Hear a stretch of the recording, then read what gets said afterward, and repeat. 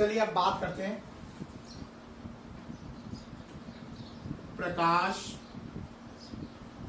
विद्युत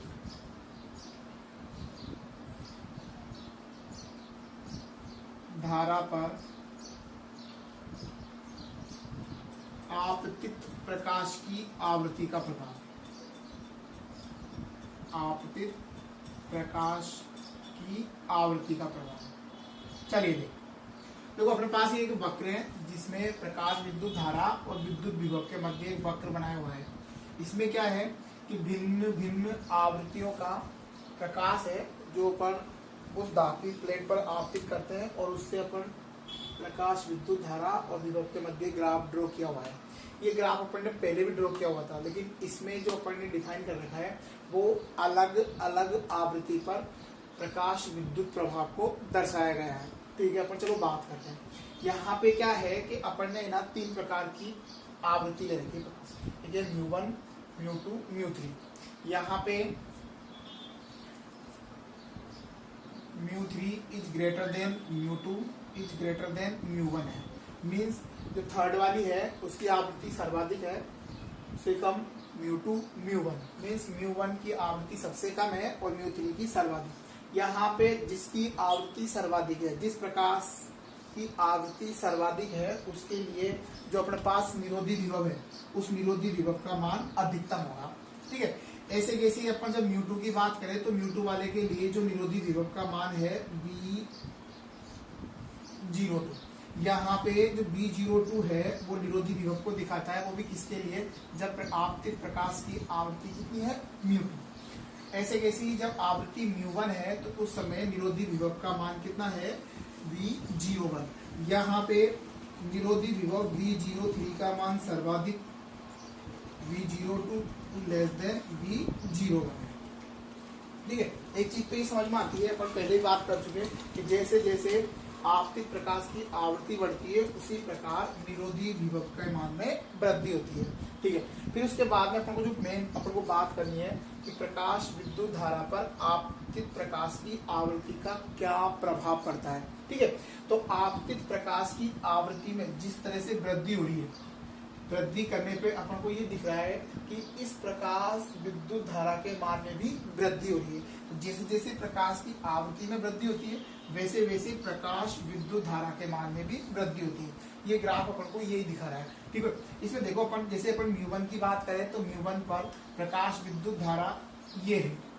अपन μ2 की बात करेंगे तो μ2 के लिए प्रकाश विद्युत धारा का मान, μ3 के लिए प्रकाश विद्युत धारा का मान। ठीक है, तो अपन को क्या समझ में आता है कि जैसे जैसे आवृत्ति के मान में वृद्धि हो रही है वैसे वैसे प्रकाश विद्युत धारा के मान में भी वृद्धि होती है।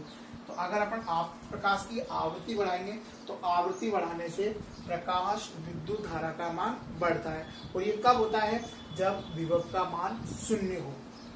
ठीक है, अगर अपन विभव के मान में वृद्धि करें तो विभव के मान में वृद्धि करने से अपन को ये होता है कि उन एक निश्चित विभव के बाद में क्या होती है, धारा का मान नियत हो जाता है।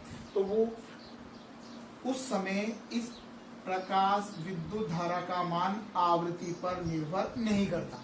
ठीक है, तो ये संतृप्त धारा है और इस संतृप्त धारा का मान आपतित प्रकाश की आवृत्ति पर निर्भर नहीं करता। ठीक है, यहाँ पे जो प्रकाश विद्युत धारा है उस प्रकाश विद्युत धारा का मान प्रकाश की आवृत्ति पर निर्भर करता है। और कैसे करता है कि जैसे जैसे आवृत्ति का मान में वृद्धि होती है उसी प्रकार धारा के मान में भी वृद्धि होगी। ठीक है, अब अपन बात करते हैं इसके उल्टी की।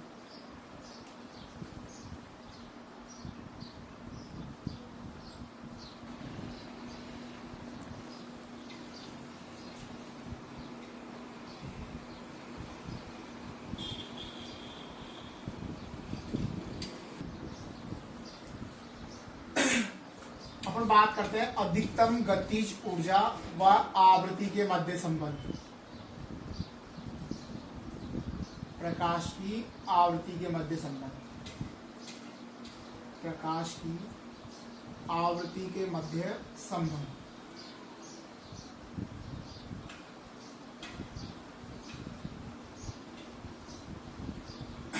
ठीक है, अब अपन एक ग्राफ ड्रॉ करते हैं।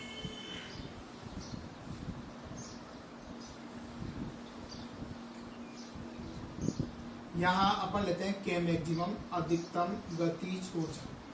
ठीक है, ये अपन ने यहाँ पे ले रखा है आवृत्ति, आपतित प्रकाश की आवृत्ति। ठीक है, चलिए अपनी बात करते हैं यहाँ से। जैसे अपन को पता है कि जैसे जैसे अपन आपतित प्रकाश की आवृत्ति बढ़ाते हैं, ये आवृत्ति में वृद्धि होती है। तो स्टार्टिंग में जब आवृत्ति में वृद्धि अपन करेंगे, तो जब तक कार्य फलन या देहली आवृत्ति के बराबर अपन प्रकाश को आपतित नहीं करेंगे, तब तक इलेक्ट्रॉन उत्सर्जित नहीं होता। तो जब तक आपतित प्रकाश की आवृत्ति देहली आवृत्ति के बराबर ना होगी, तब तक तो कार्य फलन का मान शून्य होगा। ठीक है, तो सबसे पहले अगर अपन यहाँ से लेके अगर उसकी देहली आवृत्ति तक बात करें, तो देहली आवृत्ति तक तो कार्य जो अधिकतम गतिज ऊर्जा होगी, उस अधिकतम गतिज ऊर्जा का मान शून्य होगा। अधिकतम गतिज ऊर्जा, ठीक है, क्योंकि अपन को पता है कि जब तक अपन देहली आवृत्ति के बराबर ऊर्जा उसके ऊपर आपतित नहीं करेंगे ना, तब तक तो इलेक्ट्रॉन उत्सर्जित ही नहीं होगा। और जब इलेक्ट्रॉन उत्सर्जित ही नहीं होगा, तो तब तक तो गतिज ऊर्जा का कोई मतलब ही नहीं है। ठीक है, तो यहाँ अपन जब बात करेंगे तो कहाँ से करेंगे, देहली आवृत्ति से करेंगे। तो अपन मान के चलते हैं कि ये देहली आवृत्ति है और अपन इसको देहली आवृत्ति म्यू 0 से इसको डिफाइन करते हैं, अपन ने पहले भी किया था। फिर इसके बाद अपन क्या देखते हैं कि जैसे जैसे अपन आवृत्ति का मान बढ़ाएंगे, तो देहली आवृत्ति के बाद अपन जैसे जैसे आवृत्ति का मान बढ़ाएंगे, वैसे वैसे आपतित प्रकाश की ऊर्जा बढ़ेगी। ऊर्जा बढ़ेगी तो उससे अधिकतम गतिज ऊर्जा के मान में क्या होती है, वृद्धि होती है। अपन ने पहले ही बात की थी कि आपतित प्रकाश की जो ऊर्जा होती है, जैसे जैसे अपन बढ़ाएंगे वैसे वैसे अधिकतम गतिज ऊर्जा के मान में क्या होती है, वृद्धि होती है। और वृद्धि भी सरल रेखीय रूप से होती है। तो जैसे जैसे अपन इसका मान बढ़ाते हैं, तो इसके मान में क्या होती है, वृद्धि होती है। इसी ग्राफ को अगर अपन पीछे की तरफ ड्रॉ करें, तो अपन को क्या देखते हैं अपन कि ये पीछे, ठीक है, तो ये अपन ने जो लिया है वो लिया है अधिकतम गतिज ऊर्जा। यहाँ पे अधिकतम गतिज ऊर्जा शून्य है, ठीक है, और यहाँ पे आवृत्ति शून्य है। आवृत्ति में वृद्धि की, देहली आवृत्ति के बाद में गतिज ऊर्जा के मान में वृद्धि होती है। लेकिन ये जो वाला भाग आता है अपने पास, ये वाला जो भाग दिख रहा है, ये भाग अपन को ऋणात्मक में नजर आ रहा है। तो ऋणात्मक में नजर आने का मीन्स क्या है कि ये जो भाग अपन को दिख रहा है ना, वो अपन को कार्य फलन को प्रदर्शित करता है। मीन्स ये वाला भाग कार्य फलन को दिखाता है, कार्य फलन। इसका मतलब क्या हुआ, ये जो I0 है, जब तक आपतित प्रकाश की आवृत्ति 0 है, ठीक है, अपन ने जैसे जैसे आवृत्ति बढ़ाई, देहली आवृत्ति के बराबर करेंगे तो इलेक्ट्रॉन उत्सर्जित होता है। उससे पहले जो दी गई ऊर्जा थी ना, वो किसके बराबर थी, कार्यफलन के बराबर। मीन्स कार्यफलन के बराबर जब ऊर्जा अपन उसको देंगे ना, तब जाके इलेक्ट्रॉन क्या होता है, उत्सर्जित होता है। तो ये जो अपन को ये जो वाला भाग दिख रहा है, ये किसको डिफाइन करता है, कार्यफलन को दिखाता है।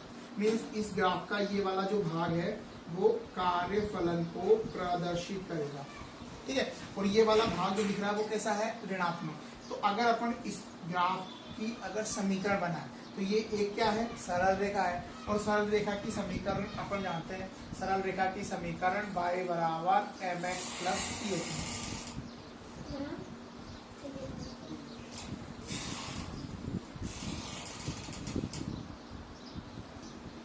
ठीक है, तो ये अपने पास सरल रेखी समीकरण y बराबर mx प्लस c है, ठीक है। यहाँ पे अपन को इस ग्राफ को इस समीकरण द्वारा व्यक्त करना है। यहाँ पे y का काम के मैक्सिमम, अधिकतम गतिज ऊर्जा, x का काम आवृत्ति, और अपन को c निकालना है। देखते हैं अपन, यहाँ पे बात आती है इस समीकरण में m को बोलते हैं अपन वक्र की ढाल,